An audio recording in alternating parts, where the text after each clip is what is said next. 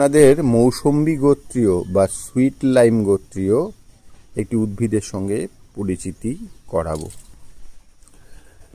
যে গাছটি দেখতে পাচ্ছেন এর প্রাতিষ্ঠানিক নাম ইয়েলো মাল্টা 2।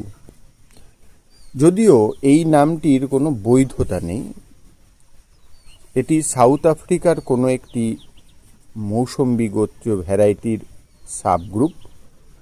যদিও এর প্রকৃত নাম কি সেটা আমরা জানতে চাই না। যাই হোক, নাম দিয়ে কিছু যায় আসে না, তার গুণ দিয়ে যায় আসে, এবং এর গুণ অনেক সুন্দর সুন্দর এর কোয়ালিটি আছে। দেখুন, 14 মাসের একটি গাছ, তাতে ফল ধরেছে মোট 10টি, এবং গাছের ভেজিটেটিভ গ্রোথ অপূর্ব সুন্দর। এখন প্রায় 3 ফুট 3.5 ফুট হবে। পাতার গঠন খুব সুন্দর, বড় বড় পাতা, পাতার সাইজ, কালার খুব ডিপ গ্রিন, এবং যখন প্রাথমিক পর্যায়ে পাতা আসে অলিভ গ্রিন কালারের পাতা দেখা যায়।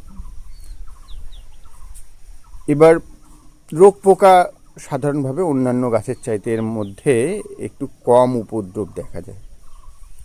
সবচেয়ে মজার কথা হলো এই গাছটির ফুড ড্রপ বা ফুল থেকে ফল ধারণের ক্ষমতা অসাধারণ, প্রায় নেই, ফুড ড্রপ প্রায় নেই বললেই চলে।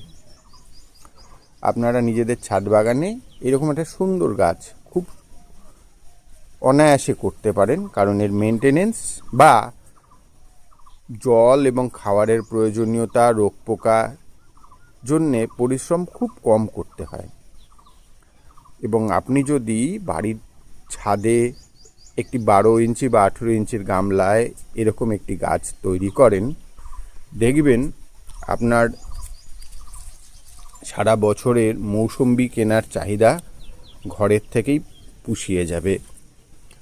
যাই হোক, আজ এ পর্যন্তই থাক। আবার অন্য কোনো দিন নতুন কোনো লেবুর ভ্যারাইটি নিয়ে আমরা আপনাদের কাছে ফিরে আসব। সকলকে ধন্যবাদ, নমস্কার।